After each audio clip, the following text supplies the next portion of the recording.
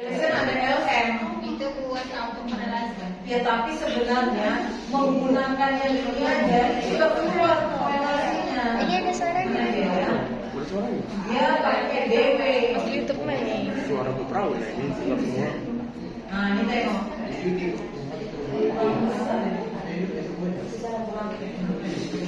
Nah ini.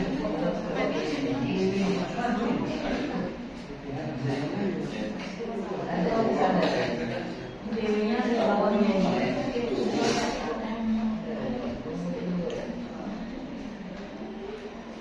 Nah ini, lihat nih kan DW itu ini dia untuk melihat terjadi autokorelasi atau enggak. Tapi nanti Ibu kasih tahu cara-caranya, ada berapa cara. Tapi pakai DW aja kan udah bisa. Kan udah ada di sini pakai DW. Kalau tadi ini kata siapa kan? Siapa namanya Yui ini. Nah ini residual apa namanya? Ini residual diagnostik kan.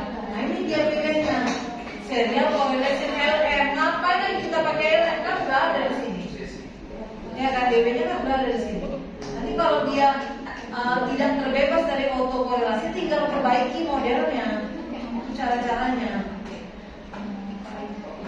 Nanti multikolinialitas kan udah ada di sini. Kalau nanti nggak signifikan, baru kita perbaiki modelnya. Itu caranya. Ada? Ada yang mau ditanyakan lagi? Enggak ada.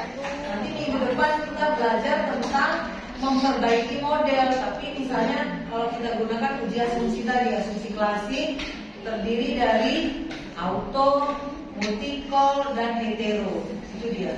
Ya. Tapi nanti kalau muncul datanya pakai panel, muncullah yang terakhir uji asumsi apa namanya? Yang keempat. Enggak, yang panel data. Bukan, ketiga itu asumsi klasiknya. Kalau dia menggunakan data menggunakan data sekunder yang dia berasal dari institusi yang benar. Ulangi, kalau data yang kita gunakan datanya data sekunder yang berasal dari institusi terkait dari pemerintah. Kita misalnya apa? Ada BPS, ada Bank Indonesia, itu kan institusi yang benar kan? Kita nggak menggunakan uji uji pertama itu bukan yang pertama.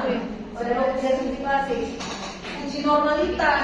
Kalau dia menggunakan cross section data, kan itu turun ke lapangan, dia harus uji normalitas.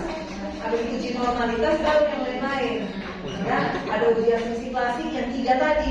Tapi kalau dia menggunakan data panel, selain yang pertama, dia nggak menggunakan data nggak menggunakan data uji normalitas. Tapi dia uji asumsi klasik yang 3 tadi, muncul yang terakhir itu uji Hausman. Itu uji Hausman.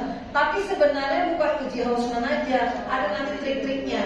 Kalau nanti pertama dia nggak keluar ini uji Hausman di sini, nggak keluar dia. Tapi nanti kita klik uji Hausman, kita klik muncul pilihan pertama. Lihat kalau dia udah signifikan nggak usah diokekan aja. Tapi kalau dia nggak signifikan yang ke pertama, pilih yang kedua. Nanti ada tahapan-tahapan. Tinggal klik-klik aja. Coba kalian hitung. Tinggal lihat signifikan atau enggak.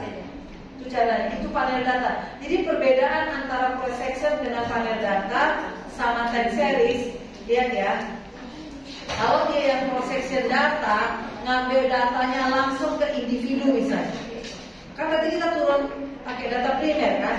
Berarti kita menggunakan uji normalitas. Baru nanti masuk, nanti kan ada namanya uji T, uji F, ada uji normalitas. Baru muncul uji asumsi klasik yang 3. Tapi kalau dia menggunakan time series, kita kalau dia time series menggunakan data yang sudah dari institusi terkait, berasal dari pemerintah, misalnya BPS, Badan Ketahanan Pangan, atau berasal dari Bank Indonesia, atau dari Bank Dunia misalnya datanya. Itu nggak perlu lagi kita pakai uji normalitas, tapi dia uji T, uji F, muncul nanti uji asumsi klasik yang 3 tadi. Kalau dia time series, kalau dia menggunakan data panel yang tadi sama dengan time series, muncul dia yang terakhir itu namanya uji Hausman. Untuk membuktikan apakah random effect atau nanti fix effect. Udah, tinggal itu aja, tinggal klik aja. Oh ternyata random effect lebih signifikan daripada fix effect-nya. Udah itu aja, biar lebih gampang jauhkan. Jadi itu cara. Jadi ada perbedaan-perbedaan tadi ya, time series, cross section, sama panel data. Ada yang nanya? Ada? Oh ada, selesai kuliah kita. Minggu depan kita kuliah ujian simulasi tadi. Itu magang habis itu tapi kan KKN. Terus dari sekarang tahu tempatnya dulu. Karena sekolah di KKN. Iya. Ya tapi kan kita satu kelas nih tinggal berapa lagi? Satu kelompok. Cuman karena kan kita udah banyak yang PPK. Jawabannya itu buat lagi. Kenapa nggak langsung semua aja yang sisa itu? Nggak boleh. Satu kelompok 5 dan 6 orang. Itu 10 hari doang. Bukan 40. 40 magang. Kan 30. 30 Nggak sebulan. Bukan 10 hari. Siapa bilang? Panik. 40 hari. Dulu kita 5 hari dong. Kita 10 hari itu ngapain itu? Tapi 10 hari 1 minggu nggak terima. Maksudnya? Karena itu kan hari Ya. Ya kita 2 minggu. Nah 2 minggu itu kita ngapain gitu kita? itu kan mabrok sekolah. Cuma laporan KKN lagi, revisi ya. Ya buat laporan magang dulu baru KKN. Alhamdulillah.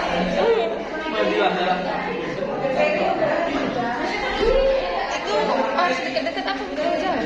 Pokoknya si magang harus lanjut KKN. KKN bulan 9 Maksudnya aku bilang jauh ke itu bulan depan katanya kan. Koordinasi kan sampai tadi siantar kan. Tapi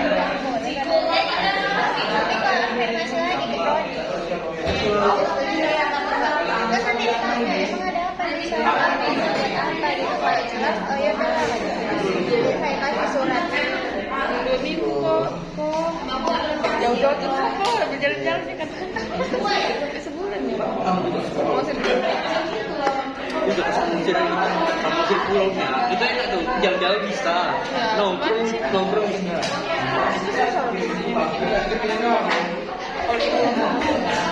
Yang di pulau itu apa namanya cepatnya? Yang kotanya. Yang samosirnya, pulau kecilnya. Si cuma di situ. Karena tuh namanya cuma ada di situ. Waktu aku gagal kan, karena aku kan ke itu kan, aku ke sederhana jadi kau yang bawa dia bawa ya makanya